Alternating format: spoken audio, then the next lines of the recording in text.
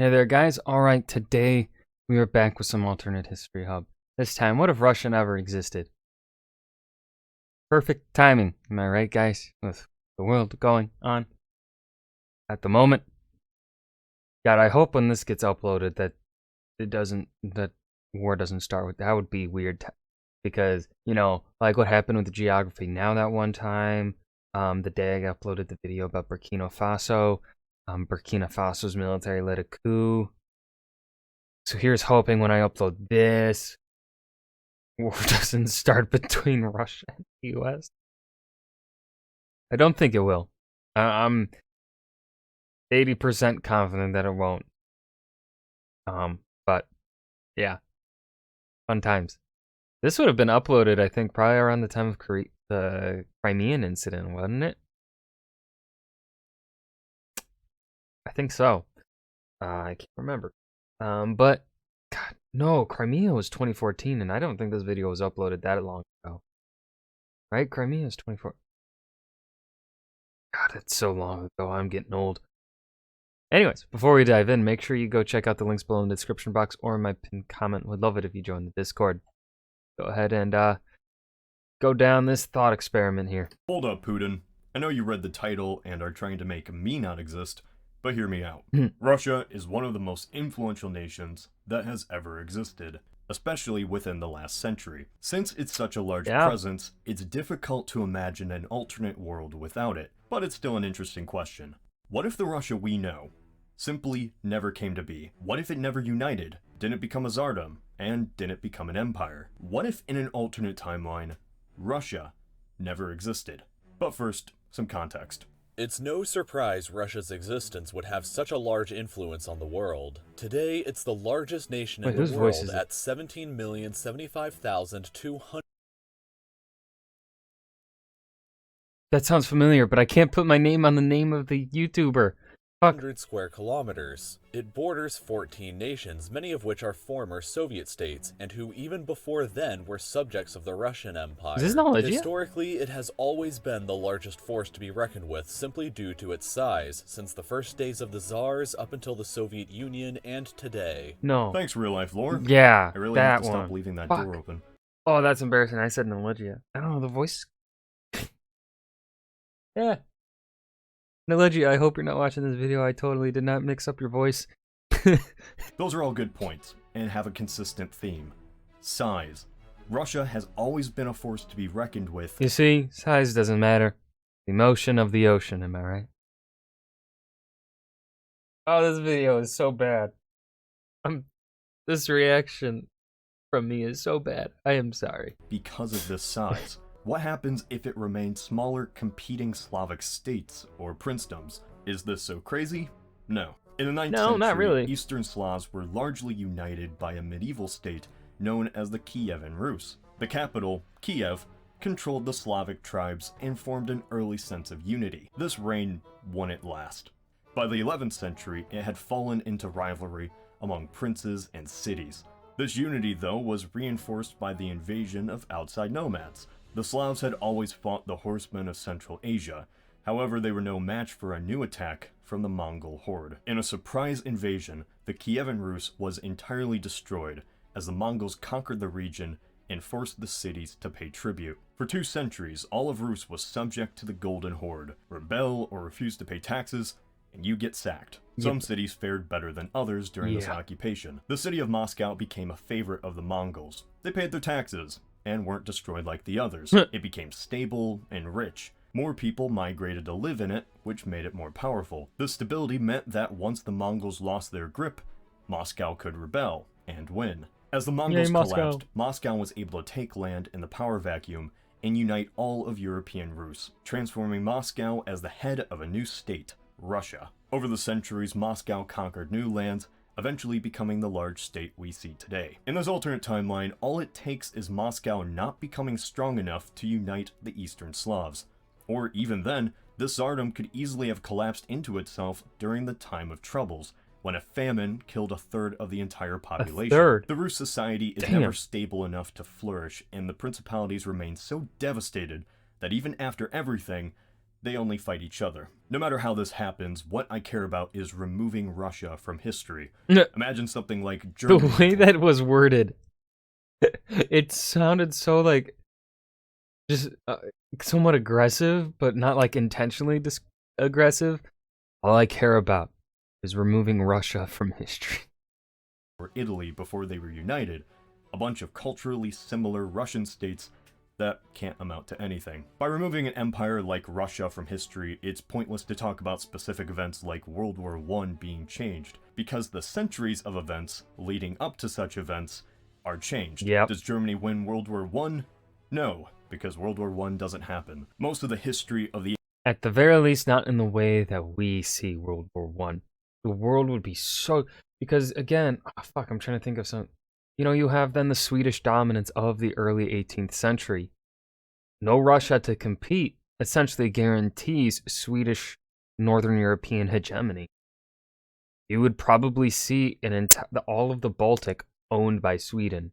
I'm willing to bet had Russia not existed, because the Holy Roman Empire could not compete. The Prussians, not on their own at this time, their military was not up to the par of the Swedish at that point in time, when the Swedish had their growing Baltic Empire. The Swedish were the finest troops in Europe at that point in time. They were the best trained, most professional. Prussia really wouldn't get there, I would personally say, until the 1800s, until after Napoleon, and they were pretty much allowed to shine. So yeah, it's so much. So like, we would see Sweden as a very influential global power, somewhat.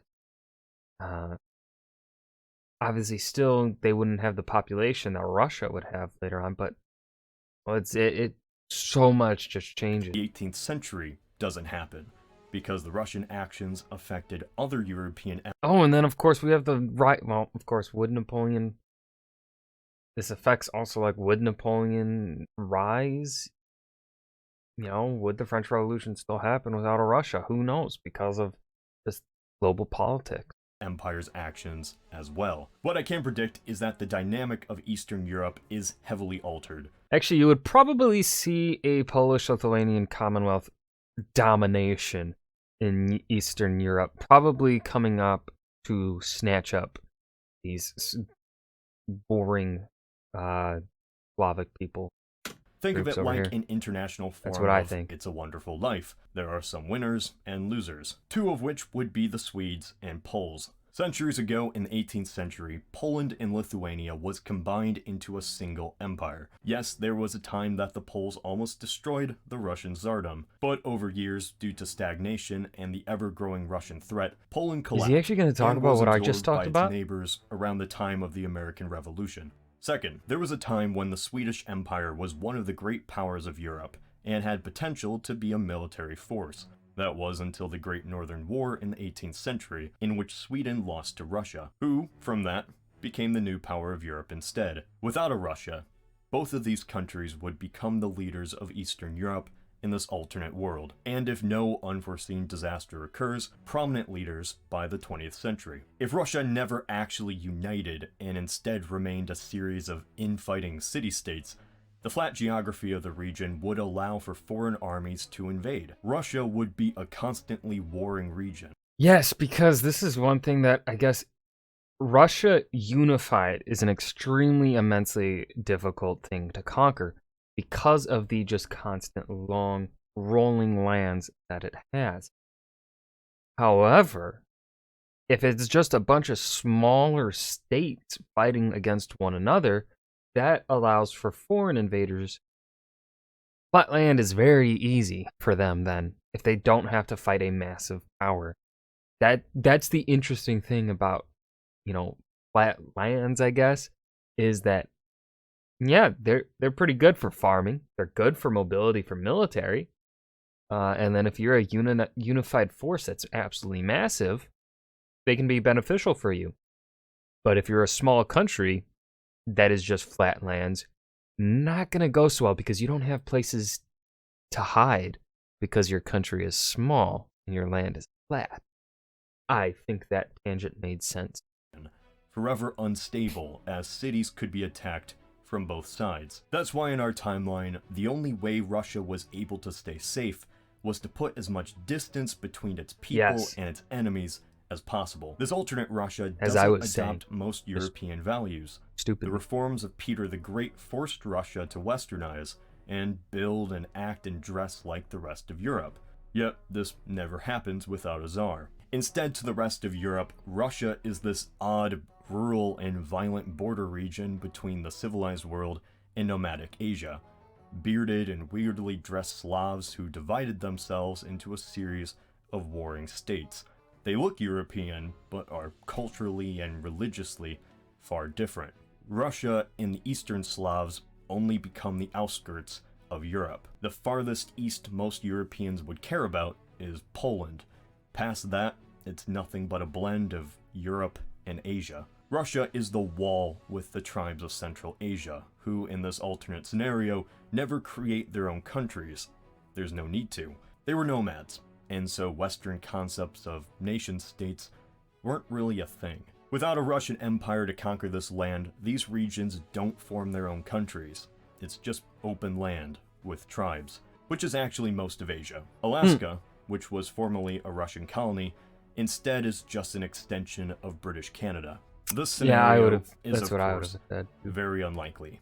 It would only be harmful for Russia to not be united, to constantly war and compete over resources. But if the situation got bad enough, it's always possible it could have happened. We'll never truly know what would happen if Russia never existed, because surprise, it does. So much of history would change, it's almost impossible to predict it in detail. This is simply one alternate scenario in the countless possibilities. What do you think would have happened? This is Cody of Alternate History Hub. So this can lead us...